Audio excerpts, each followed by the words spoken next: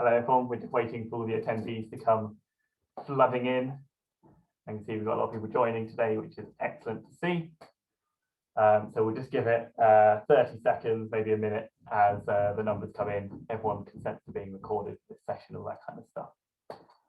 And then we will kick off with our event, which is should be over the next 90 minutes or so. Hopefully a lot of really interesting information. So we'll just wait for those attendee numbers to drop in.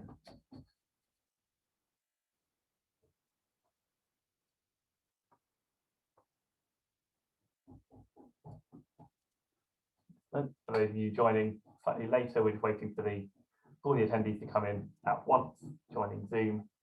We'll probably have a few stragglers coming in towards the end as well, which is absolutely fine. So give it 10-20 more seconds and then I'll kick off our distribution future energy scenarios consultation event for the West Midlands license area.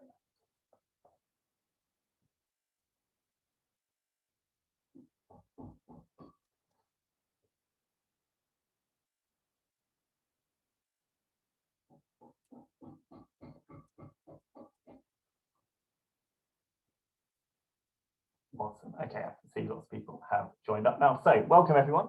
My name is Jonty Haynes. I work at Regen, and we are going to talk to you today about 90 minutes on the distribution future energy scenarios for WPD West Midlands license area. And in particular, we want to make sure that our analysis of what could be happening in the future energy system is really reflecting the local and regional variation in the West Midlands, and it's not just a kind of national picture. We really want to make sure it is stress tested amongst you with the ears to the ground. So you'll be joined by myself from Regen and my colleague Grace Millman, and also Ben Godfrey who is DSO manager at WPD. Apologies for slight bang in the background. That will disappear very quickly, I hope. So in terms of who we are, for those of you who don't know us, Regen are a mission-led membership organisation. We call ourselves a Centre of Energy Expertise and Market Insight, and we work across the energy system, all the way from community energy groups to local authorities, network operators like WPD, renewable energy developers, and all kinds of energy, sort of low carbon energy stakeholders, with a mission to democratise, decarbonise and decentralise the UK, maybe the world in the future energy system. In terms of what we'll be going through today, in a few minutes, I'm going to pass you over to Ben at WPD, who will talk you through the network strategy for net zero future energy scenarios. So how WPD are preparing for the hopeful net zero future that we'll find ourselves in.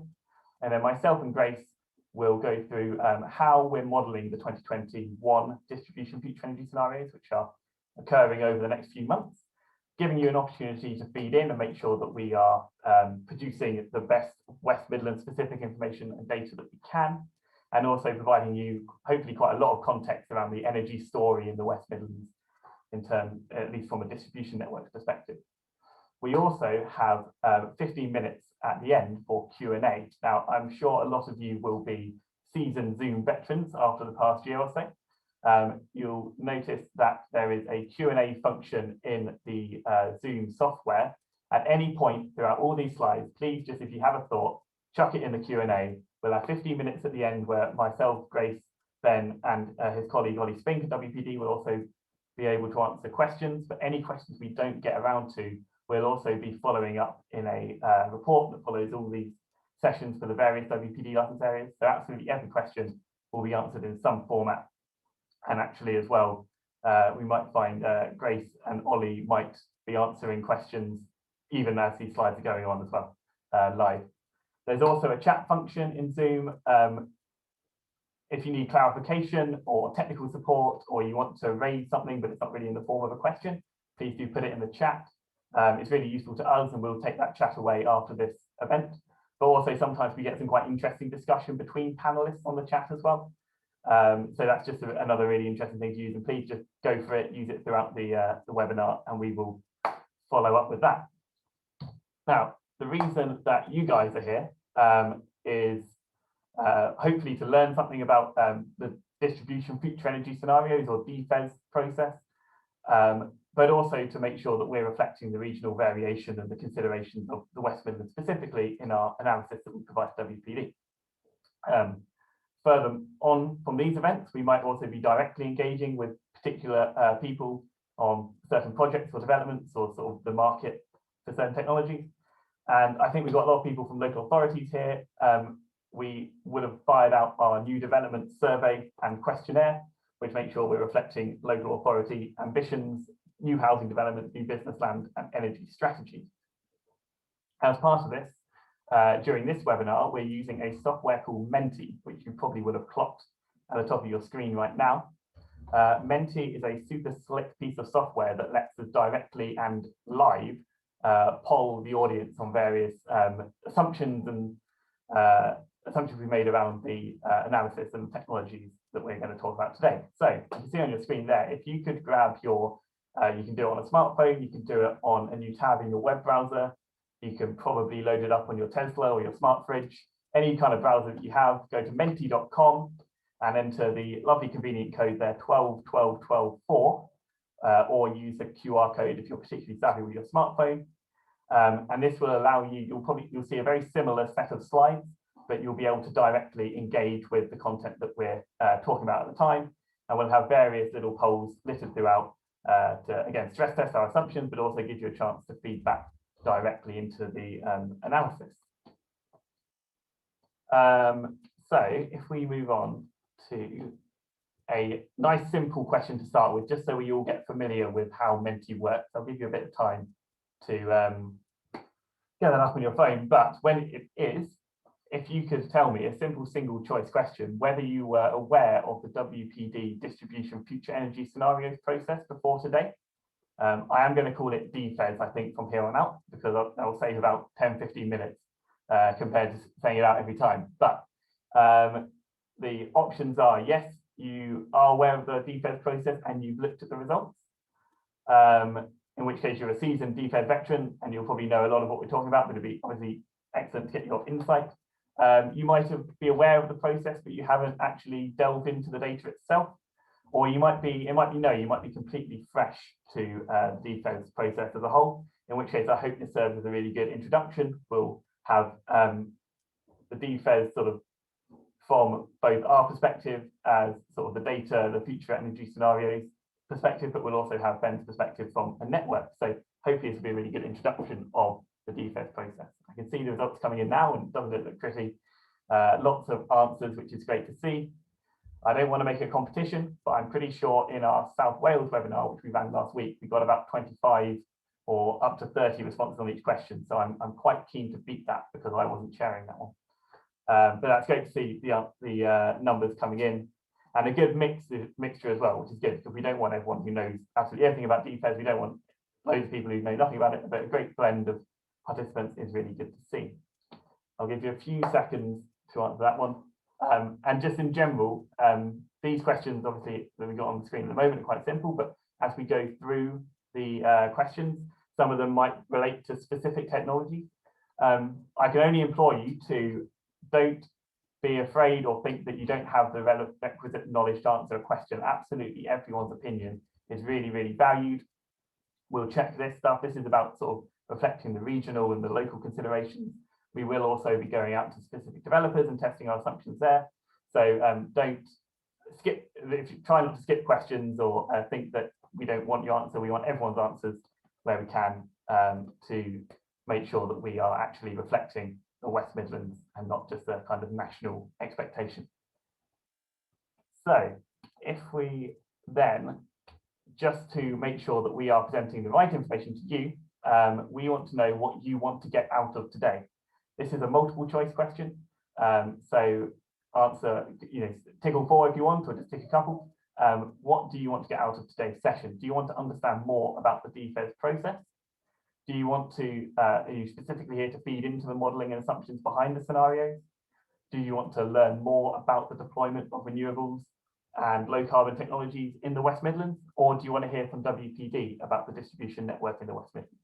We have all of these coming up, but it's always interesting to see what most of the attendees are interested in hearing about. And we asked this question last year, and therefore we've tailored this year's session to hopefully get that balance that everyone has been after. So I can see the results coming in here. A lot of people want to know about the deployment of renewables and low carbon technologies in the West Midlands, which is great. We've got all kinds of maps and graphs and insights for you. And also understanding the distribution future energy scenarios process, which again is excellent because we will Ben will be talking about that in detail, and we'll also be talking about it from our perspective. If anyone has joined late, we're using menti.com to answer these polling questions, which will be sort of spaced out throughout the webinar. So if you go to the top of your screen there, menti.com on your phone or internet browser, and use the code 121212.4, you'll be able to interact live with this presentation. And good to see a nice, good, strong number of people replying to these polls, which is really great to see, and directly impacts the modelling when we get onto our technology-specific questions. So that's enough out of me for now. I'm going to pass you over to Ben Godfrey, who is DSO Manager at WPD, to talk through WPD's network strategy for net zero future energy scenarios. Thank you. Excellent. Thanks a lot for that, Jonty. So my name is Ben Godfrey. I'm the Distribution System Operator Manager for WPD. I've got a few slides to go through today that are going to explain the background to the distribution future energy scenarios, as we say, the DFES, explain why that process is necessary, what the outputs of that are, and how we use that within WPD. And then also give a bit of a background about how we use future energy scenarios on a national basis and how our DFES interacts with that process. And again, start to explain how the DFES process can work with local area energy plans and how they might be supporting in that kind of endeavour. So if you bear with me while I cue the slides up, hopefully one technology should all work, and here we go. So what I want to do is give a little bit of background on the distribution future energy scenarios and why that forecasting work is required. The big reason really for us as Western Power Distribution, why we need to know about not just how the electricity needs of our customers currently are working, which is something that I've always done, it's our bread and butter. But we recognise that a lot of people are looking at electrifying some of their needs because that produces a much easier pathway to decarbonisation. So particularly when we're looking at technologies like electric vehicles and heat pumps, then these are mature technologies that we expect people to start to be using. So what we need to move away from is just understanding the current electricity needs of our customers and really understand the future energy requirements of those, how that electricity is generated, that supply mix, and that will really enable us to be able to ensure that we're developing an electricity system that can cope with everything that our future customers and the needs of our future customers are going to require. And within these future energy scenarios, it's really important to consider multiple scenarios. We're not going to be designing an electricity network that is fit for just one future. It really needs to be flexible and be able to develop to the needs of the changing needs of all of our customers and stakeholders. So we're not predicting one particular future.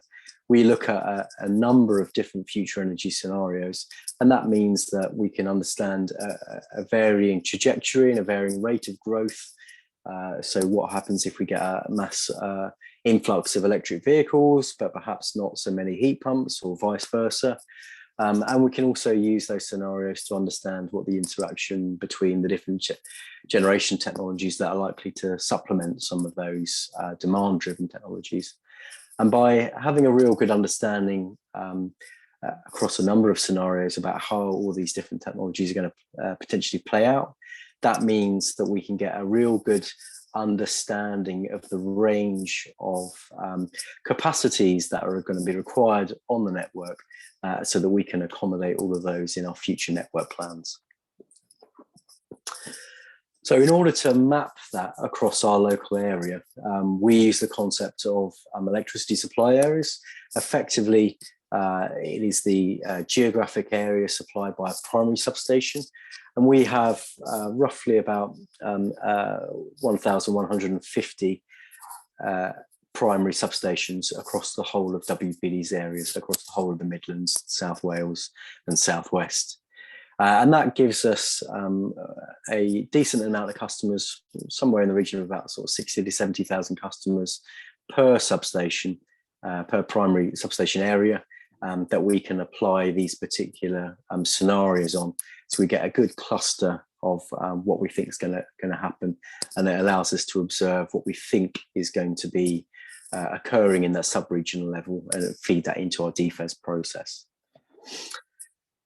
So looking at the outputs of the DFES process, then what we get is a very large data set, a huge number of combinations that can look at the electricity supply area.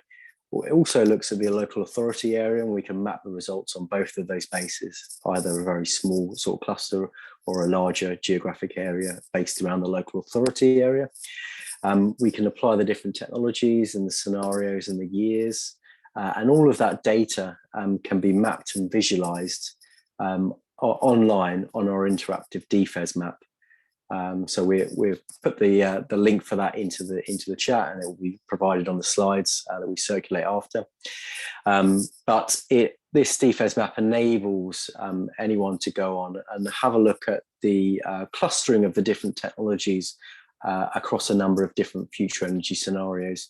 And you can see how across the West Midlands, the uptakes will change in respect to time and the particular pathway that the country is following. And we think that this is a really good data set, not just for us to go and base our future predictions on and ensuring that we're designing a kind of resilient system to be able to cope with those potential futures, but that information should be useful for others as well. So not only is the data available for to be visualized on the map, but it can also be downloaded as a raw data set as well. So to couple that particular map and the data, we also provide summary reports. So we have a stakeholder engagement summary which details some of the methods and outputs of our stakeholder engagement. We also talk about a methodology slide pack.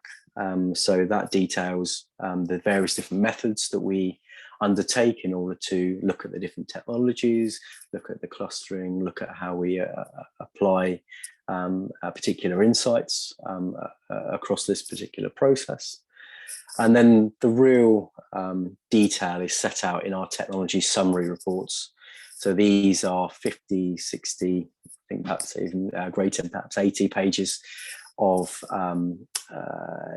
information regarding the different technologies. So wind, solar, energy storage, electric vehicle charge points, heat pumps, and looking at how they are clustered and how they are distributed across the different license areas. So we have a technology summary report for every single license area across our region. And then finally, we also do a regional review, which provides some very nice high-level figures in infographics on what we expect to happen across the region. So across the WPD West Midlands area, then we provide information on how many electric vehicles, the number of megawatts of solar that we expect to be connecting into our network across particular time periods. So some very good high-level review results there. And this information is particularly important for us because it enables us to be able to understand what we think the growth in electrical demand and generation will be across our regions. So we take the volumes that are created from the DFES process, we apply customer behavior, which is how many kilowatts an electric vehicle uses on average when one is being run in a particular region, and we compare that to how that behavior will be spread across a much wider population. So look at the diversity of those approaches and those technologies. And then we use that information to combine that together with lots of different other technologies so that we can specifically look at the crunch points across our network about when we expect constraints and investment pointers that will push towards more investment and capacity be required. And we can look at the particular times of the day or year when we think that is critical for us to do that assessment. And those tend to be kind of summer, midday, when we might see a spike in the PV output, and equally winter towards evening peak, when we might see everyone using their heating, cooking, and all the traditional kind of associated consumer demand that we tend to see. And these assumptions are also outlined in a customer behavior report. So if you're kind of interested in that type of analysis from an academic perspective, then you can look at all the profiles and you can use those to try and replicate some of those results. And the DFES really is the core document in terms of how we plan both incrementally and strategically on the network to make sure that we've got a network that is fit for the future.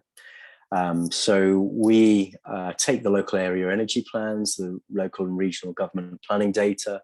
We take our connections pipeline data and apply some stakeholder engagement onto that. And that all feeds into the distribution future energy scenario process. From that, we are able to create a number of different scenarios that can feed into our network analysis. And we also create what's known as our best view. So that is what we think the most credible outcome is likely to happen. And that enables us to take a particular investment plan forward to the regulator to outline the type of investment that we think we're going to need to make. That network analysis is undertaken on a series of power flow engineering models, and that allows us to identify the capacity requirements for the future network and how that relates to the overhead lines, underground cables and transformers that we're going to be replacing and upgrading. And that information also flows through to the regulator and to National Grid and to other adjacent distribution network operators, making sure that everyone is aware about what the future we're predicting and the level of investment and size of the network that might be required. So we get a real good whole system outcome. Latterly, we've started to publish what's known as the DNOA, the Distribution Network Options Assessment. And this allows us to compare traditional reinforcement, so putting new cables and transformers, versus flexibility. So if we can find some assets or customers on our network that are able to flex, to either to change their consumption patterns, shift it in time or increase it up and down, then we can pay them a financial revenue and they can do that on our behalf. And that really helps us to manage some of the constraints and may defer or even avoid some network reinforcement.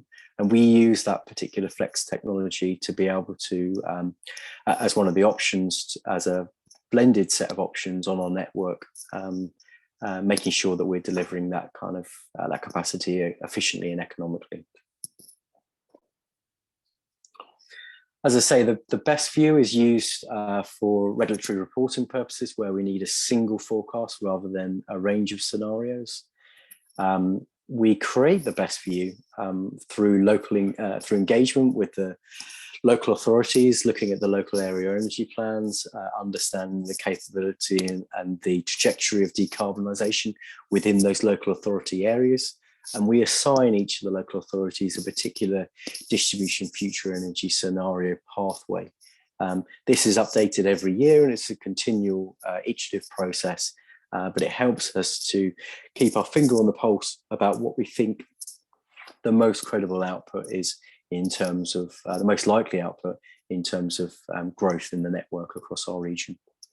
And this has very much gone into informing our next price control whereby our business plan will be published on Thursday of this week, and that sets out a significant amount of investment that we'll be putting into the network, over £6 billion across the price control, in order to make sure that we're really developing all the capacity and serving the needs of our customers as best as we can. So the DFES is run off the back of the future energy scenarios that are agreed as an industry alongside National Grid. So National Grid has their national future energy scenarios, and we take that same scenario framework and we regionalize it to make sure that we've got similar scenarios that are informed bottom up from a local level. So whereas the National Grid FES is very much a top-down process looking at how the nation as a whole is likely to progress through to a decarbonisation pathway, we use that same scenario framework and the assumptions built into that framework, but build it up from the bottom up. So looking at what is already installed, what we expect to be installed, and how the local regions are moving towards decarbonisation. We also compare our DFES alongside the Committee on Climate Change 6 carbon budget, just to make sure that we are have got similarly aligned forecasts, and we can demonstrate to the regulator that we are assessing the future across a range of different publications and frameworks rather than just a single framework. And that really makes sure that the regulator can have confidence in our forecasting ability. And finally, just to wrap up on the last slide, want to go through how we think the DFES interacts with local area energy planning. So that the LAEPs is something that local authorities are starting to get involved with, and really developing out their own pathway for how they might locally create a pathway to decarbonisation. And we think that this is something that network operators can really help support. So we wanted to give a bit of a flavour about how the DFES process and the LAE process can interact together. So we very much think that the DFES is about specifically looking about the electricity area across a particular region, the distribution network, and that DFES process enables us to have a number of different scenarios, reference to national scenarios, that we can capture the needs of our stakeholders and forecast what we think is going to be happening at a local level. But we really think that the local area energy plans are going to be the best view about what is actually happening at a local area level. But they may not exist in complete packages at the moment, and they may be sort of works in progress. And they are also bounded by different areas compared to what the distribution future energy scenario is. But as those local area energy plans are created, and it may be that the DFES provides a really good start and a projection for some of that information, so that local area energy plans can build off the back of that.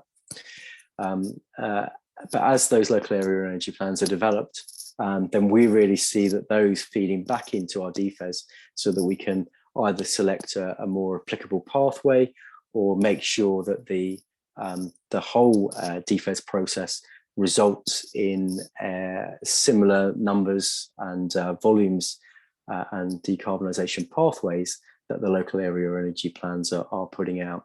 So we very much think this is going to be an interactive and iterative process, where the DFES can hopefully help support the local area energy plans. But equally, those local area energy plans will come back in and feed into our DFES and make sure that we are regionalising the national growth in the right way, in the right areas. And hopefully by both of these things coming together, we can make sure that we've really got a very accurate and certain pathway to decarbonisation that everyone is behind, and that can be delivered within those local areas. So I thank you for listening to me for that previous presentation. I think we're going to hand over now to back to Regen, who are going to talk a little bit more about the West Midlands area, and they've got a few questions around Menti to dive back down into. Brilliant. Thank you very much, Ben. As Ben says there, we are going to keep you warm on the Menti, and I know I can see a couple of attendees have joined us slightly late. Just to reiterate, if you go to menti.com on your phone or your web browser and enter the code 121212, you'll be able to respond live to some of the polls that we will be spacing out throughout this webinar, and make sure that we are getting the right information directly from you. Also, put any questions you want into the Q&A feature, which I can see is already in use, and if you want any clarifications or technical support or anything, put it in the Zoom chat. So you can see on your Menti and on your screen now, we just want to get a check on how well you feel your level of engagement with WPD is. I know obviously over the last year and a half it's been very different, possibly a bit of death by webinar, but also whether people feel maybe less well engaged than in in-person events and that kind of thing. So a single choice here: do you feel like you're well engaged? Do you feel like you're a bit under engaged? You'd like a bit more engagement with WPD, especially around the likes of DFES, or do you feel actually that you might be over engaged and maybe a bit too much consultation and stuff going on? I don't think we get many people feeling like they're over engaged because they just don't sign up to the webinars. But it's great to see the results coming in there, and it's good to see that a lot of people feel well engaged, but also those of you who feel under engaged, obviously that will be taken under advisement, and anything we can do to make everyone feel well engaged will be extremely useful. Good to see the numbers coming in there. I can see that you haven't signed out of Menti, which is great to see. We'll just give you a few more seconds on this one to make sure everyone has a chance to respond, especially the late joiners who are figuring out menti.com. Give it 5 more seconds and then we'll move on. Now a slight bit of a pop quiz. So Ben talked a lot about sort of the relationship between National Grid FES and the WPD DFES and local area energy planning, which I think we understand is not a particularly linear hierarchical kind of relationship, as it's fairly convoluted and there's lots of aspects that some of them share and some of them don't. So we just want to test the waters here. How well do you understand the relationship between those 3 elements of future energy planning, all the way down from don't understand at all, you don't recognize the words that I've just said, all the way up to you understand very well. And if I wanted to, I could put you on live now and you could explain to everyone how they work. I'm not going to do that, but that's what a 10 would be. I can see we've got a range of answers coming in, which is good. Generally around people they broadly understand it, but it is complex, absolutely. It's not necessarily intuitive, and I think we'll see that hopefully getting explained and more widely known over the next few months. Brilliant. Thank you for everyone answering. I can see our number of answers is going up every question, which is absolutely excellent. So thank you very much everyone for your time. I'll give it a few more seconds there, but I think pretty much everyone has answered at this point, which is perfect. And then very final question from this little set before we get into giving you some data and information and some analysis. Just a little free form box here. So if you don't have to answer this one if you don't want to, but every answer is great. In addition to those current DFES outputs that Ben went through in his slides, would you find any further outputs from the DFES process useful to you? And feel free to be selfish here and say exactly something that you think would only benefit you. If we have an MP on the call, say you want data by constituency, that's fine. We'll look into it. You can see on the left there, the current publications are the DFES data set. And as Ben showed on the slides, we also have that as an online map, which is a bit more interactive and a bit more visual and easy to use. We also have a methodology slide pack that explains the DFES methodology. We produce summary regional view reports, which are sort of 5–10 minute flick through summaries for each of the 4 WPD license areas, including the West Midlands. And we also have technology summaries by license area. So these dig a lot more into the detail sort of several pages per technology. So why have we produced this projection or this set of projections for solar PV, for example, in this license area specifically, and we go into some of that information. I do apologise for the drilling. This is the curse of living with neighbours on every side, but hopefully you can still hear me well. I can see a couple of answers coming to there. The results are hidden, so you can just say whatever you want here. But I understand that some people might be very happy with the suite of detailed documents that we have already, so I'm not expecting everyone to chuck in an answer to this question. I'll give it 10, 15 more seconds. I understand some of you might be typing slightly longer answers, which is absolutely fine. And then we'll get into some of the analysis and the data behind it.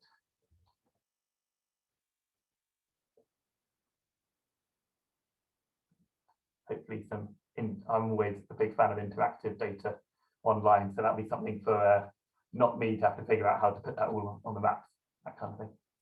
Brilliant. So from here until the Q&A session for the next 40 minutes or so, myself and my colleague Grace Millman, who's an energy analyst at Regen, will just be talking through some of the technologies that we specifically want to ask you guys, West Midlands crew, about. To clarify in terms of scope, I don't want to go over what Ben's already mentioned in terms of scenarios and how the distribution future energy scenarios work, but just to make it really clear. So we're talking about anything really that connects to the distribution electricity network. So that's generally anything tens of megawatts and below, rather than the hundreds of megawatts. So nothing like nuclear or big offshore wind or massive gas or coal power stations. But pretty much everything below that. So, rooftop and ground mounted solar, onshore wind, gas peaking plants, diesel generation, landfill gas, that kind of thing, battery storage for electricity storage. And then on the side of like demand, things like domestic heat pumps, district heat pumps, other electric heating like night storage heaters, electric cars and their associated charging infrastructure, new housing developments, and hydrogen electrolyzers. And I saw a comment in the Q&A earlier. Yes, so this year actually we are including thermal storage as well in that, because we know that massively impacts the operating profile and the flexibility of something like a district heat pump. So yes, we are including that alongside electricity storage. And I think possibly later on, I think Ben's already answered it, but we might want to go into that slightly more in the Q&A if not. So in terms of the West Midlands license area, the first thing to note, some of you will be aware, and you might have noticed it from Ben's map there, that the WPD West Midlands license area is slightly different to the West Midlands sort of geographic region. And that's also slightly different to what people I think colloquially know as the West Midlands. I just want to emphasize here that we're talking about the West Midlands. We're not going to sort of cut off your responses if you're outside the arbitrary kind of division between the WPD West Midlands and the WPD East Midlands license areas. We're talking about the area as a whole. So some of the data and the maps will be focused on the license area itself. But if you're from, say, Coventry or Derby or somewhere on the sort of the intermediate zone there, or just outside what is known as the West Midlands license area, your information and poll responses and that kind of thing are absolutely 100% still valid, and we absolutely appreciate them. If you are on the border and you feel like you'd want to input into the East Midlands license area as well as the West Midlands license area, we do have an event on Thursday morning for this same event for the East Midlands. And I think we can put a link in the chat to sign up for that Zoom webinar if you are interested into feeding into both sides. But everyone on this call currently absolutely feeding into the West Midlands license area is correct and really, really useful. It's good to see the Q&A function coming in as well, which is great. Please keep them coming in as I'm talking and as Grace is talking, and we'll answer as many as we can in the live Q&A session, and if not, in the report that follows. So in terms of renewable generation then, so wind, solar, bioenergy, hydro, we've got this, what looks like a fairly complicated map. So this is a map of all the installations of renewable generation that are above 1 megawatt in scale. So I haven't put every rooftop solar installation on here, but everything above a megawatt, which covers most sort of solar farms, wind farms, and most bioenergy and that kind of thing.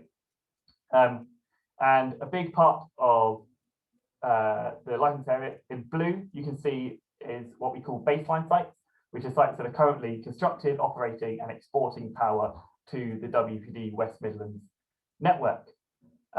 In green are what we call pipeline sites, and you'll hear this term a lot throughout this next hour or so, which are sites that have contacted WPD and asked for a connection agreement and have accepted that connection agreement, but they've not yet connected. And they're going to be at various points in the planning process. They might have literally just got that connection agreement, but they haven't even entered the planning system or got going on their development. They might be in planning, or they might be all the way through to they've achieved planning, and they they might even be under construction, but they just haven't quite yet commissioned and started exporting. The story really here of this map is you can see in blue, lots of little blue squares. Those are solar farms, typically around 5 megawatts in scale, and typically developed in the height of the feed-in tariff between sort of 2012 and 2016. There's also quite a lot of the smaller blue triangles, which are bioenergy installations, which are mainly landfill gas. And you can see that they kind of surround major areas of population, but also there's quite a lot of anaerobic digestion sites, which can also be in rural areas where kind of the cattle slurry and digesting sort of farm waste and that kind of thing. There's not a huge amount in terms of the baseline and pipeline of onshore wind. There's a bit in the west of the license area and very little hydro as well. This is typically or mainly due to just the resource, especially for hydro. There isn't a huge amount of hydro resource in the area, at least at this bigger megawatt and above scale.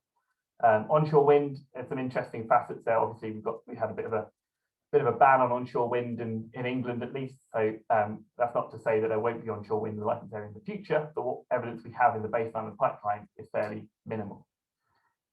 If I just pick out the solar pipeline and baseline itself, then there's a really interesting story developing here where we kind of moved on a national level.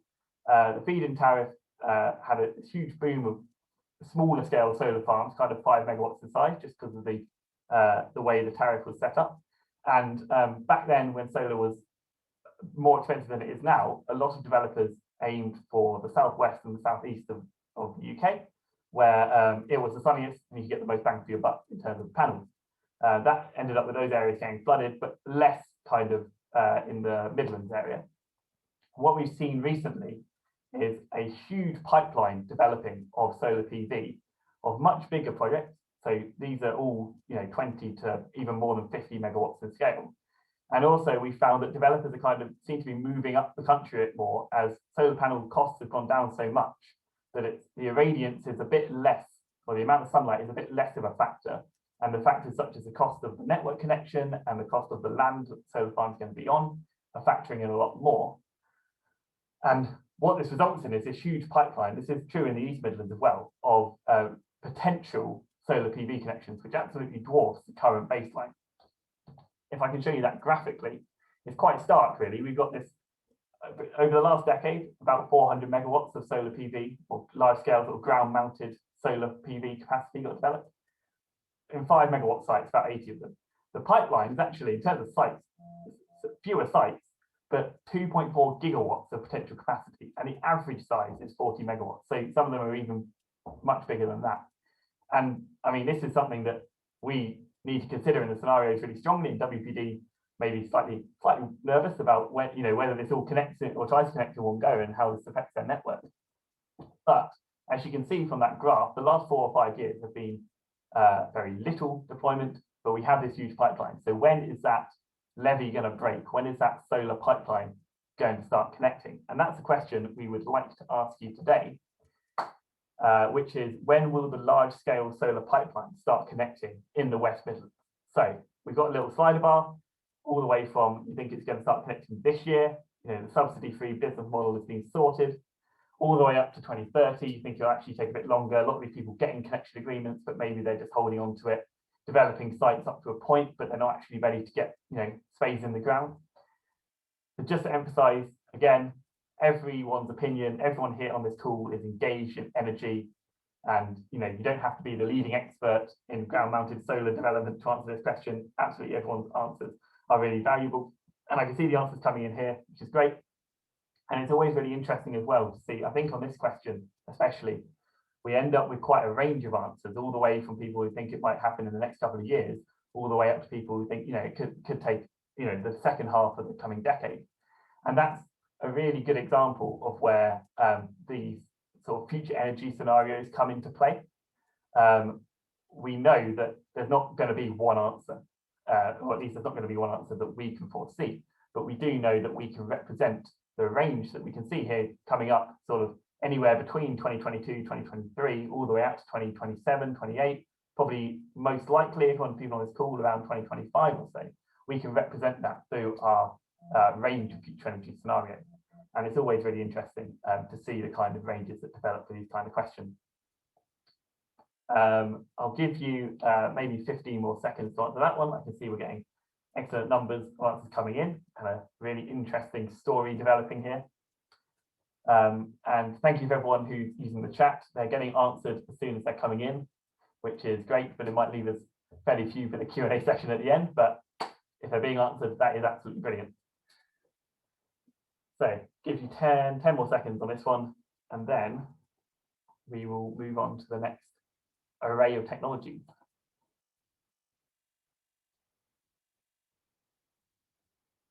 Awesome. I'm actually going to pass you over now to Grace Millman, my colleague at Regen, who is going to talk to you a bit more about the flexibility and storage in the license area, slightly more of a convoluted picture compared to the renewable generation. And I think she'll also be covering hydrogen as well, which is obviously always really interesting. I think people have a lot of opinions around hydrogen, and it'd be great to get your opinion on that as well. So over to you, Grace. Perfect. Thank you so much, John T. Hi everyone, I'm Grace Millman. I'm an energy analyst at Regen.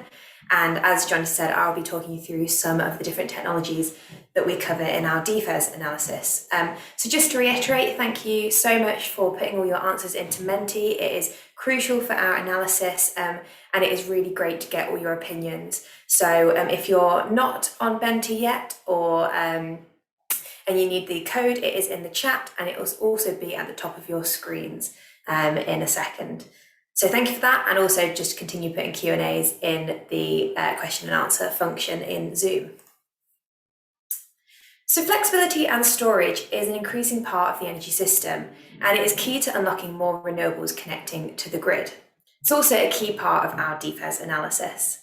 So from the map here, we can see that there is a transition happening between fossil fuel flexibility, so mainly supplied by gas and diesel, and there's a shift going on to clean storage as a means of flexibility and grid balancing services. We can see here that the blue baseline sites, as I was just saying, are mainly fossil gas and diesel, although there are some storage sites already operational, and these are of kind of a few tens of megawatts, which is still a very large scale. And then we can see, looking at the green sites, that most of the pipeline is storage, with a few fossil gas sites here and there. But we can also see that the scale of the storage projects is growing. So the capacity is looking more around 50 megawatts in these pipeline projects. And one to note as well is there are a few gas sites in the pipeline, for example, the Meaford Energy Centre, which is a very large scale potential project. So looking at gas-fired flexible generation specifically, we can see a lot of existing generation in the West Midlands licence area, as well as a few potential future projects that I've just talked about. And we can also see that there's a cluster of these located near Birmingham. Looking specifically at gas reciprocating engines, so these are typically used for peaking power generation, there has been an increase in connected capacity from 2015 onwards, as we can see from this graph. And there are currently about 26 existing gas reciprocating engines in the West Midlands licence area, totaling about 225 megawatt installed capacity. And we can see with the green bars here that there have also been 9 sites that have been accepted for a connection agreement, and these have been accepted between 2016 and 2020, but they're not yet operational, so these are what we'd consider pipeline sites. These total 176 megawatts, so we can see an increase in the average size of the gas reciprocating engines. And we can also see that if these were to connect, this would almost double the capacity of gas flexibility in the West Midlands licence area. To note here that the Meaford Energy Centre has been excluded, as it is a CCGT, so it wasn't included as part of the gas reciprocating engines profile we did here. But this will be able to provide grid flexibility for the West Midlands licence area, and so is an important part of our future analysis. So thinking about the flexibility that comes from gas-fired generation, we'd like to get your opinions on what the future of this will be, in particular in the West Midlands licence area. So do you see that there will be a limited development? So due to the national and regional net zero targets that have been set, gas-fired generation as a form of flexibility will start to decrease and there won't be much connecting. Will it continue to develop at a steady state as seen over the last few years since 2015 and with potentially those pipeline sites connecting? Or do you think that development will increase as a way of providing flexible dispatchable generation to act in a net zero, to act with lots of renewables in the grid? So if we could get your thoughts on this in Menti, that would be great. I think we can flag up the code if people need it. Perfect, there we go. So that's 12, 12, 12, 4 in Menti. And I can see that we've got a few answers coming in already, so that's absolutely amazing.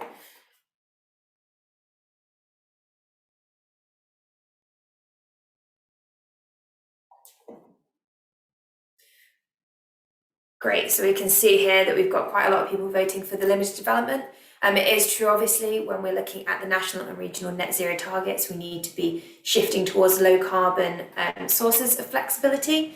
But that's not to say that it potentially doesn't have a role in the future, and particularly in the coming decade. And with that kind of, and looking at the answers that you give, it gives us justification to do these scenarios. And as Ben was saying earlier, we don't just model one scenario and say that that's going to be the future. That's not how our work goes, and that wouldn't be very good analysis if we did do that. So we cover a wide range of scenarios, looking at different assumptions over society and societal decisions, government decisions, and also consumer behaviours. So it's great to get a variety of opinions on these kind of questions.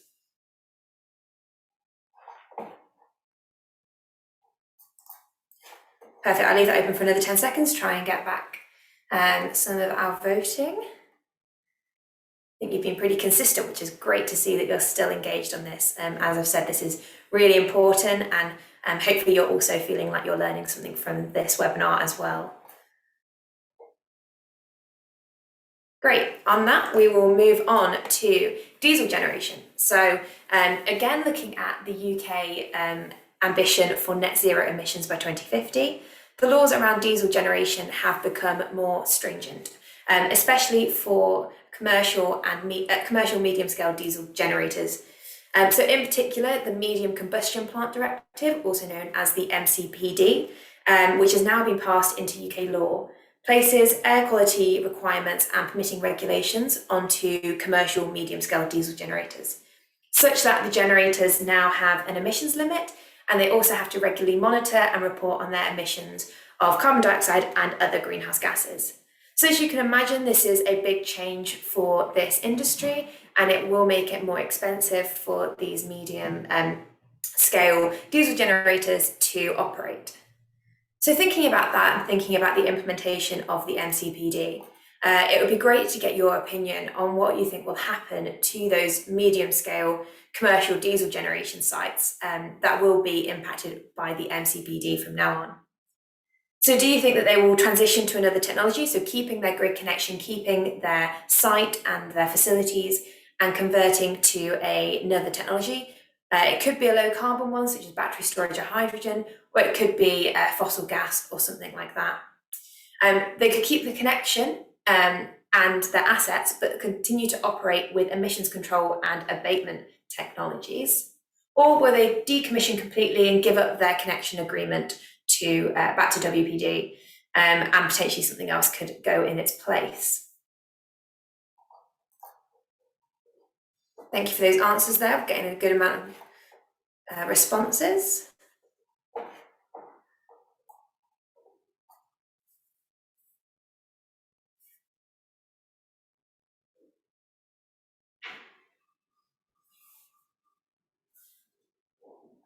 And yeah, so these other technologies that I've mentioned there, so we've got battery storage, fossil gas or hydrogen generation are just a few. And also there's something that we model within the WPD DFES. And so it is interesting to see so many of you are thinking that it might transition.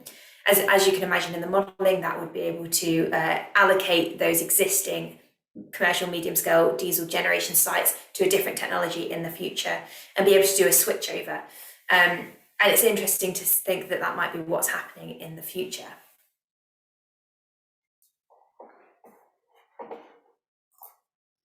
Perfect, I'll give you a few more seconds on that one to just get everyone's responses in. And this, as you can imagine, is quite an interesting topic at the moment and very relevant with the MCPD having recently been passed into UK law. And it is something that we are a bit unclear on as to what might be the impact of that, because we haven't had enough time to see what it might be.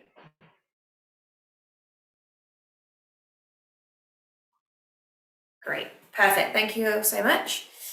Moving away now from the fossil fuels and onto low carbon storage. What we're talking about here is electricity storage in particular. So we can see from the map here that there is a significant amount of proposed storage projects in the pipeline, those green squares on the map, but also a few sites already connected and operational, already providing grid services in the area. As I mentioned before, most current storage projects are around 5 to 20 megawatts, while a lot of the future projects are closer to 50 megawatts. So a big transition happening, a big, lots of potential here around battery storage and electricity storage in the West Midlands licence area.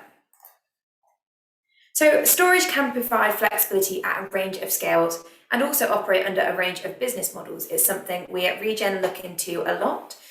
So I've just given a few examples here of the different types of business models that we model in the DFES. So on the multi-megawatt scale, we've got standalone network services, where the batteries provide balancing, flexibility and support services to the grid as their sole source of revenue.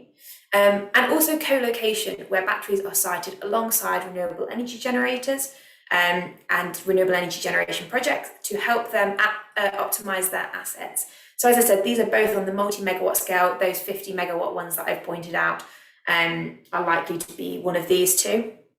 Going down onto the single megawatt scale, we've got the high energy users.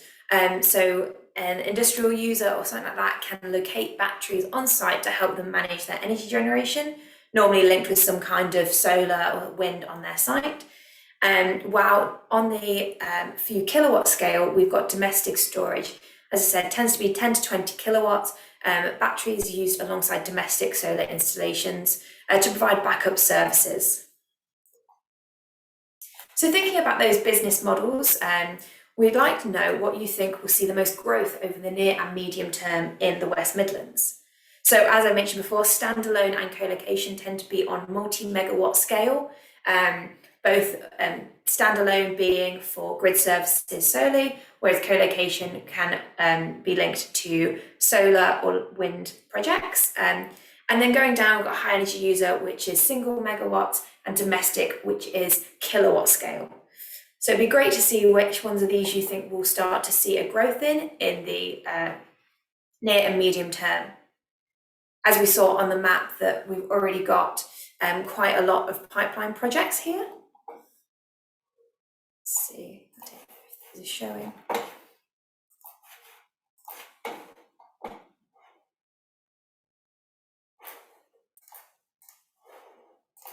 There we go, perfect. Thank you all so much for your input.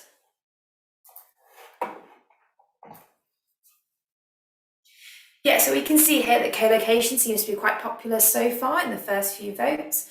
And it is true, as we're getting more renewables on the grid, it makes sense to be putting batteries in there.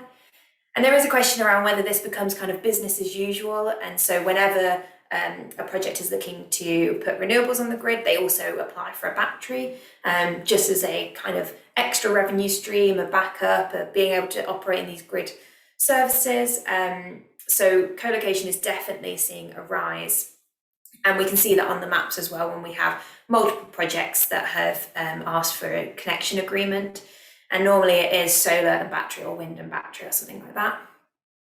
And there's also a big role for batteries in terms of domestic and high energy users helping to, on the smaller scale, helping to regulate those generations. Perfect, and thank you. I can see loads of questions coming in, so thank you all for that. We'll either be getting to them during the session, in the Q&A at the end, or we will be answering them in our follow-up report. So thank you so much for asking them. It's great to get your input and great to have so many of you on the call today.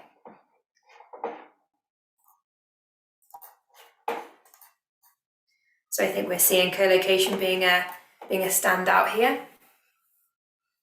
And it would be really interesting, obviously, if any of you are developers, to be putting some thoughts around this in the chat. Any feedback we get, any insight we can glean off these sessions is really helpful for our modelling. Great, so moving on, we're going to discuss some of the alternative technologies for storage. And these are ones that are particularly present in the UK or are being discussed in the UK at the moment. So I just do a brief explanation of these before we go, as not everyone will be familiar with what these are. So first off, we have pumped hydropower, which uses stored gravitational potential energy between two reservoirs at a higher and lower elevation. We have flywheels, which store kinetic energy, and they are really quick, but they're only able to provide power for a matter of seconds. Next to that, we've got compressed air energy storage, similar to a pumped hydro storage system, but instead of pumping water to higher ground, air is compressed during periods of low prices and then stored under pressure.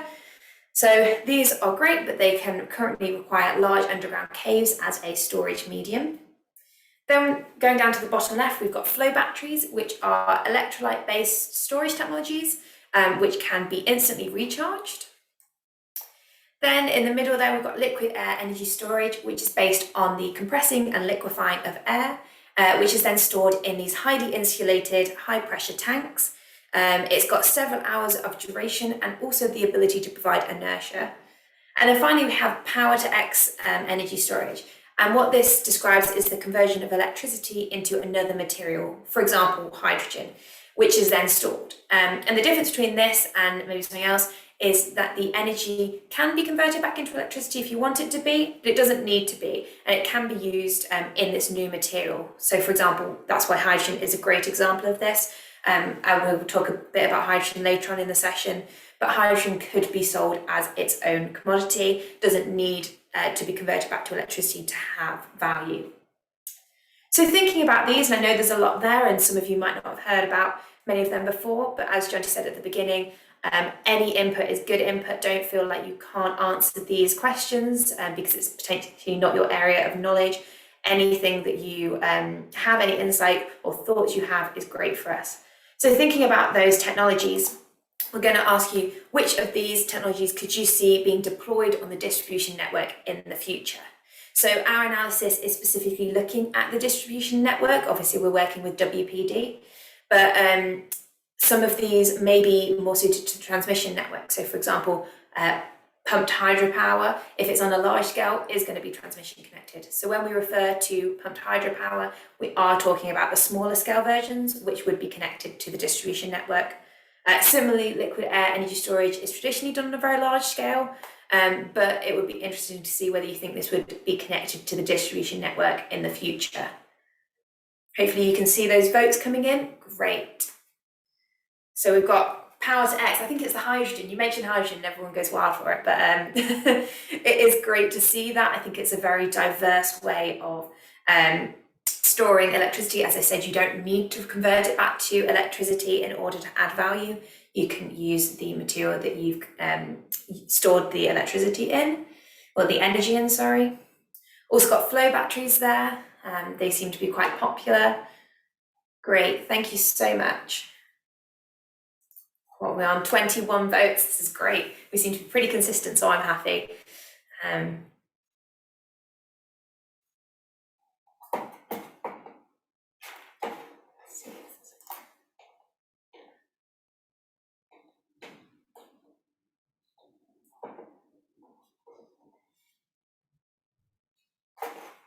Great, awesome. Thank you so much for these results. So yeah, so power to X seems the most popular, and it could be because of its flexibility in that way that it can be used for different things. a few votes for everything, which again is great, gives us lots of evidence for our assumptions and our modelling. So moving on now, we're going to talk about hydrogen. As I just said, hydrogen, everyone seems to love it or hate it, I don't know, but it always seems to get a reaction. So we are going to be talking a bit about hydrogen now, and the future of hydrogen specifically in the West Midlands. If you don't know, there are already some projects going on in the West Midlands around hydrogen. For example, the BAYES funded Repowering the Black Country project, and the Birmingham Centre for Fuel Cell and Hydrogen Research. So it is popping up all over the place. It's not necessarily large scale production at the moment, but there definitely is interest. So some of you don't know, hydrogen is being increasingly considered as part of a net zero future. We've been doing some work on it at Regen. I know WPD are interested. It needs to be talked about. It's got a hydrogen strategy coming out from BAYES as well soon. And it's being flagged as a potential fuel for difficult to decarbonise areas. So these include, we've got some examples there, in transport as a fuel for HGVs and buses. For example, in the West Midlands, Birmingham City Council have recently purchased 20 new hydrogen double-decker buses as part of their Clean Air project. It can also be used in aviation and shipping, potentially in the form of ammonia. It can be used for electricity generation, which is obviously interesting to us when we're looking at electricity future energy scenarios. It can be used for firing high temperature industrial processes, and it's also being considered for heating in some homes and businesses. So for the DFES, we only model green hydrogen, which is hydrogen produced via electrolysis. And this is because it would connect directly to the electricity network and could be a significant source of demand for WPD in the future. So thinking about the future of hydrogen in the West Midlands, we're going to talk about some business models again. So a bit like the battery storage, there are different ways that hydrogen could be introduced into the energy system. And as it is a newer technology, it does have the freedom to be able to work in any of these ways. So I'll run through a few of these as you vote. So first off, we've got co-location with renewable generation. So this is similar to in battery storage when you have an existing or a new renewable project and you locate a hydrogen electrolyzer on with it. The next one is small-scale electrolyzers at transport hubs, specifically for refueling. Then we've got medium-scale electrolyzers serving industrial clusters. So this is, for example, the Repowering Black Country project is looking at hydrogen within industry. The large-scale hydrogen production aimed specifically at export, so producing it on a large scale, getting the cost down and exporting it and trading in that way. Or bypassing domestic production completely and focusing on cheaper imports of hydrogen from potentially countries with large amounts of solar or wind generation. So it would be great to hear your views on which of these business models you think will see the most growth over the near and medium term in the West Midlands. Hopefully we've got some popping up there. The co-location seems to be popular again. I think it's the way. Yes, I think with the batteries and electrolyzers, it is a similar business model in that sense. And if you are already putting in a wind farm or a solar farm, why wouldn't you put something else in at the same time? And then also up there, we've got industrial clusters and transport hubs. So I think that is really interesting knowledge there. We've got hydrogen hubs, seems to be something that people are talking about, focusing the activity in a small area. And I do wonder whether this could be the case for the West Midlands. Great to see those votes going up. And I can see we're getting questions in, which is great. Just a quick reminder, keep putting your questions in. We will either answer them now, answer them in the Q&A in a little bit, or we will get back to them in the follow-up report.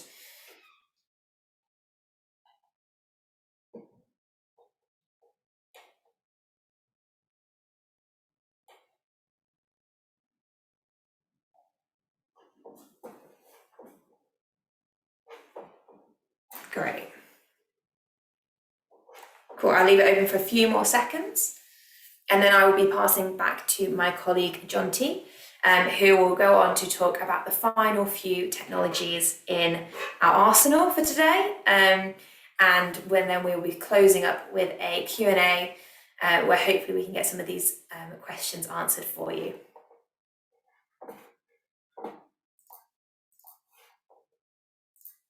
Great. Okay, on that note, I will pass back to Jonty, and he's going to talk you through our analysis for domestic heat.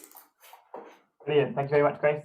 Yes, we've got 5-10 minutes before the Q&A session. So I'm just going to take us down a notch in terms of scale, and we'll talk a bit about electrified domestic heat, and we'll also talk about electric vehicles. So both potentially disruptive, potentially very promising demand technologies and new sources of demand on WPD's electricity distribution network. So a bit of policy then in terms of domestic heat. The biggest sort of driver in this sector is the government has stated an ambition to install 600,000 heat pumps per year, so not even cumulatively, but per year by 2028. And that would be a 20 times increase on what we're currently achieving. And I'm not sure we're even quite achieving 30,000 per year at the moment. This goes hand in hand with an broader ambition to phase out high carbon fossil fuel heating in off-gas properties, so oil, LPG, coal, that kind of thing. And also the future home standard, which you'll see in the news a lot, sort of the gas boiler ban in new homes from 2025, or I think there were discussions about bringing that earlier, but it seems to be 2025 at the moment, forcing or encouraging new build houses to install potentially a low carbon heating system or district heating system. These slides will be shared around after the session as well, so I won't be going into the absolute detail on every single slide, but you'll be able to read them at your leisure afterwards. And just at the bottom there, hopefully a lot of this will become a little bit more clear with the upcoming heat and building strategy from BEIS, which has been in the coming months for the last year or so, but I believe it's meant to actually come out in the coming months, so that will be really interesting to see what happens there. In terms of the West Midlands itself, the current heat pump uptake, you can see anything darker blue is in the sort of 5-10% of homes have a heat pump or heated with a heat pump, and this really, really closely matches basically the availability of gas-fired heating. So in the more populated and urban areas, gas-fired heating is the absolute dominant source of heating across the entire licence area. 85% or so of homes are heated by a gas boiler, but in the off-gas areas, heat pumps have seen quite a decent level of uptake, sort of replacing oil and LPG and solid fuel and that kind of thing, whereas they so far haven't really competed so much with gas boilers and resistive electric heating in the more built up areas. So our question to you really is, this is the current distribution right now, and we have that, we know that, but if we're going to ramp up from 30,000 a year to 600,000 heat pumps per year, they're not just going to be restricted to sort of rural oil-fired houses. So we want to ask you, as the government looks to achieve this target, 600,000 heat pumps per year by 2028, which of these areas will be targeted? So for each of these options, you'll have a slider, and you can choose how much you think these will be targeted. So off-gas fossil fuel, so oil, LPG, and coal houses, all off-gas houses, including electric heating as well, on-gas houses. So haven't seen much uptake yet, but 85% of the country and of the West Midlands heated by on-gas. So at some point, government has to get round to decarbonising them as well. Will it be targeting social housing? Social landlords with a big portfolio of properties might be able to instigate sort of en masse change towards heat pumps. Will it be new build housing with the future home standard coming in 2025?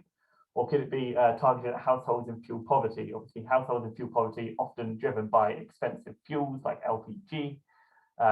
Will it be alongside the rollout of energy efficiency? Will heat pumps be sort of targeted and support schemes targeted towards alleviating fuel poverty in these areas? And this is always a really interesting slide to see, as all these different sliders come up and you can really see a really clear narrative building. New build housing absolutely being targeted. Some sort of different opinions around on-gas houses. Some people think they'll really be targeted. Some people think they'll just be left, at least for these next 5 or 6 years. Appreciate all the answers coming in now. We'll give it a few or 10 more seconds, and then we'll move on to the next question, which also relates to electric heating, but not heat pumps. Awesome. I think probably one of my favorite slides. It has all the answers coming. Really exciting to see. Brilliant. On the next slide then, so still talking about electric heating, but now we're talking about resistive electric heating. So that is either your night storage heaters, where you heat up a load of ceramic blocks during during the night on your economy 7 tariff, and it heats your house during the day, or it can also mean direct electric heating, so sort of plug-in heaters that are turned on when needed. Very expensive form of heating, not particularly good for comfort, often related to fuel poverty. And you can see in the West Midlands, there is quite a lot in off-gas areas, but more dominantly the housing off-gas areas, especially when they're bigger or older, are heated by oil and LPG or biomass. But we see really high levels of resistive electric heating in flats and apartments. So especially you can see lots of hotspots there in Birmingham where you've got lots of high-rise apartments. In some cases, over half the homes in that particular electricity supply area are heated by direct electric heating, probably night storage heaters.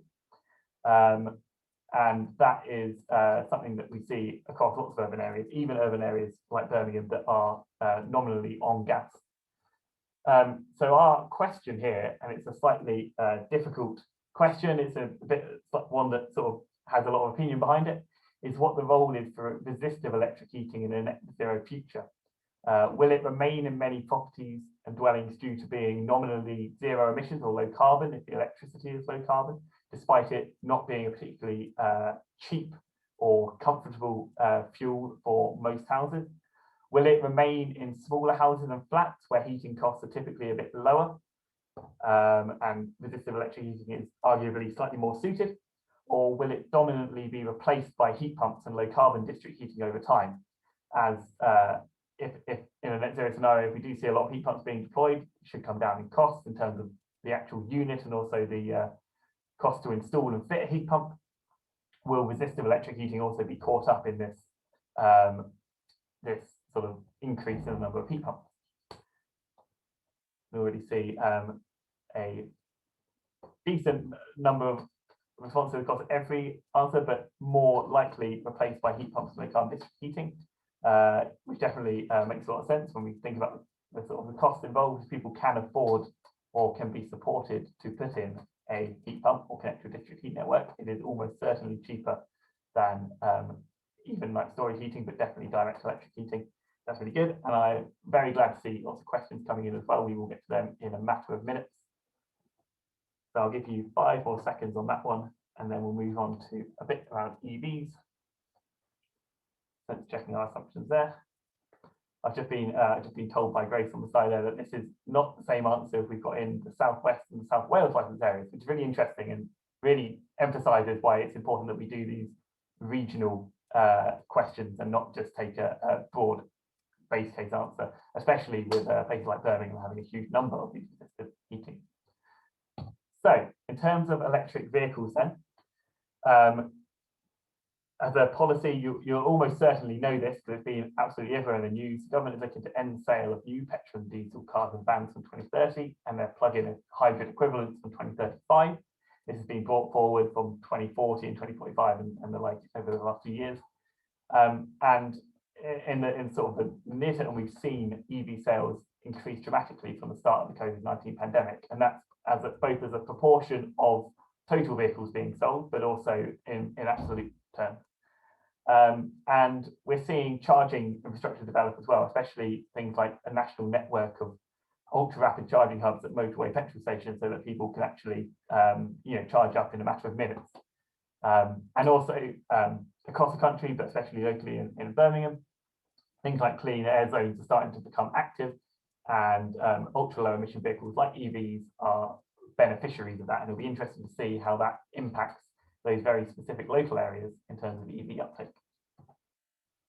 In terms of chargers, I've done a bit of a comparison here against the different WPD licence areas which neighbour the West Midlands.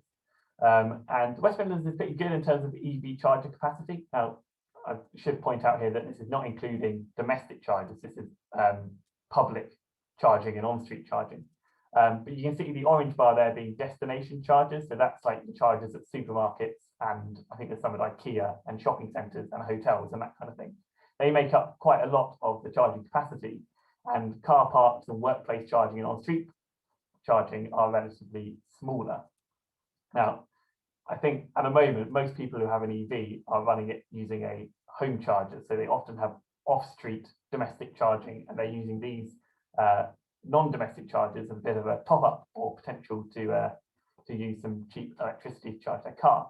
But if everyone is moving towards an EV, hopefully over the next coming decades, there will need to be a solution as well to on-street parking, especially in the more built-up urban areas where on-street parking is quite common.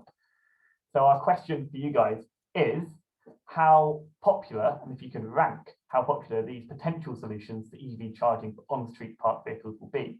And if you have a different answer and you think something else might be important, please do drop it in the chat or in the form of a question in the Q&A, and we will integrate that into our analysis as well.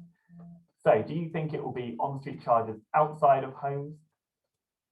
Do you think so similar to the off-street charger model, but just figuring out how to use on-street chargers at sort of domestic scale? Will it be local charging hubs in public car parks, so residential areas, but you might have to drive, a bit of a way to a local car park where there will be an EV charger? Will it be fast and rapid en route charging? So similar to the current petrol station model, will there be lots of ultra rapid charging, around the road network on common routes, where if your EV range is running low, you can pull in, and instead of filling it up with hydrocarbons, you're filling it up with lovely electrons?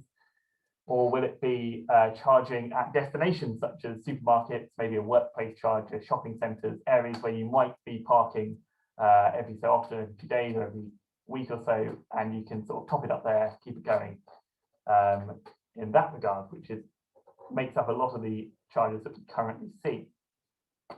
This is always a really interesting one, and I believe it's always got quite a mixture of answers, so I don't think there's one true answer, and we are aware that people will almost certainly use multiple ones of these, but it's always interesting to rank them to see which will be the absolute most popular and which ones maybe fall by the wayside slightly.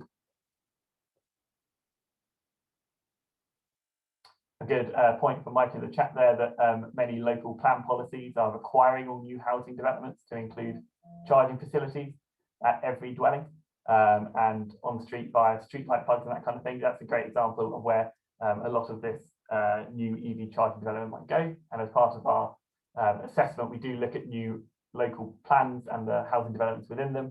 And a lot of the new technologies such as EV chargers are assigned to new developments, especially. That is a great response. I'll give you 5 more seconds in case you're still ranking them. I don't want to cut anyone off. And then, perfectly timed with that comment in the chat, actually, a very quick question on our local authority work in new development. So those of you from local government will have noticed that, or hopefully have been contacted, or a colleague will have been contacted, making sure we reflect the new housing and new business land that is being developed as a big new source of demand for WPD, but also a questionnaire about local low carbon strategies, transport, heat, and climate emergency declarations, which were very popular this time last year and are still being declared, I believe, over time. And we are particularly interested, really, in what you think those local authority climate emergencies or local government or community climate emergencies will actually impact in terms of the near-term modelling. So we have a question here which gives 6 options for what impact will the local climate emergency declarations have over the coming decade. So how do you think they will impact? And this we can directly reflect in the analysis. We have data on who and where has declared climate emergency. So do you think it will lead to zoning for low carbon heat options, including potentially much more interest in heat networks, but also sort of heat pump areas or hydrogen areas? Do you think there'll be increased EV charging infrastructure, both in new developments and maybe publicly owned, publicly driven EV charging infrastructure? Will it lead to electrification of public transport, such as buses? Will it lead to designation of zones for renewable energy, so areas where wind and solar and bioenergy maybe have more favourable planning? Will it, on the other end of the spectrum, could it lead to refusal of planning permission for projects that are incompatible with net zero? So arguably things like gas peaking plants, although their design life might end just before net zero, is it really compatible? Should we really be granting planning permission if you declare the climate emergency for something that is emitting quite a lot of carbon dioxide? Or will it need to increase standards for new housing developments such as zero carbon homes, EV charging, rooftop solar, etc.? And I can see you've already all answered that, and there's an overwhelming move towards a few of the options, which is really interesting to see. So I will now move us on to a bit of a Q&A session. I appreciate we're a few minutes over. We'll try not to spill too much over into your afternoons, but we will try and also answer as many questions as we can. And as before, we will answer as many in the chat as possible as well. So I think I'm going to throw one to Ben first, but I think also myself or Grace might also want to jump in on this one, which is, Ben, what is WPD's view on how we align local authorities who've set net zero targets maybe before the 2050 date that the UK government sets, and how these would be considered in the DFES? Excellent. So that's a good question.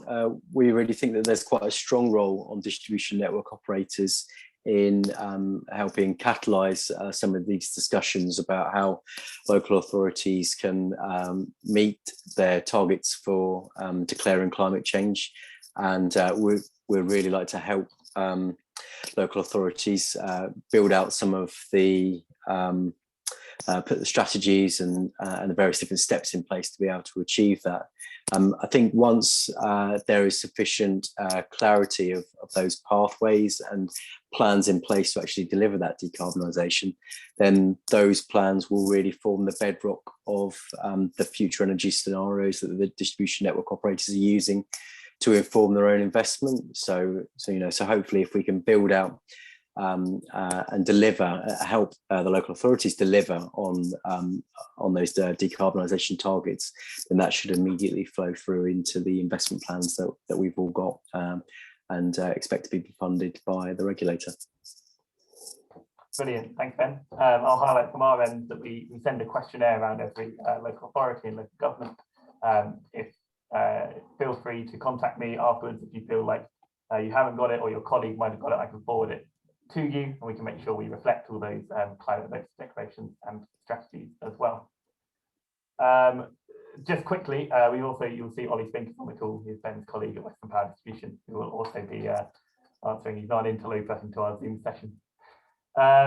Grace, I'm going to ask you a question here around hydrogen. Obviously, hydrogen is quite new, and especially in a lot of the things talking about the future energy scenarios. And there's still question marks around, whether it be used for domestic heat, industry, that kind of thing. What are some of our sort of assumptions around hydrogen, and especially green hydrogen, sort of between now and 2030, especially in that kind of near to medium term? Yeah, perfect. Thanks, Junty. And great question as well. As you said, it's quite new. It's also quite new to the FES, which is the kind of starting point for our work. So that's the National Grid Future Energy Scenarios. They've only recently included hydrogen in their analysis the last few years. And in terms of green hydrogen and the availability of it and things like that, we do go off of the FES scenarios. So in some of their scenarios, they completely focus on blue hydrogen, and in some they do a mix of blue and green, things like that. So that will determine our starting point in terms of what the demand is being supplied by, whether it's blue or green. And then we do look at existing projects, existing ambition and things like that. In terms of the question out to 2030, I think from our side, we definitely don't see it being large scale, readily available hydrogen for heating, for example, by 2030, not at an affordable level. And so what we do is we do a zoning exercise where we think about what areas of hydrogen are going to accelerate first, in which areas, and we kind of timescale these out. So it might be, as our analysis goes out to 2050, that actually a lot of hydrogen doesn't start coming up in our analysis and our models until 2035 onwards, depending on the assumptions in the scenarios, but also depending on what it's looking like in terms of projects and stuff like that connecting. And as I'm sure you're aware, a lot of the projects now are trial projects or pilot projects and things like that. And comparing that to something like solar, where it is on the ground, it's having connection agreements, it's operational, they're very different technologies. And they're very different ways in which we model it. So on your point about kind of costs, we don't really assume a specific price, but we look more at the trends, where the demand is coming from, and the policy regulations around that in the kind of area of the FES scenarios. So it's a really interesting part, and thanks for the question. Brilliant, thank you very much, Grace. I'm going to go back to Ben or Ollie at WPD. You can fight over this question now. So there was notable clustering, and I'm glad people are looking at the maps, that a lot of the technologies are around sort of the main conurbations in the West Midlands and sort of in Gloucestershire as well, because it sort of is around Bristol and that kind of area.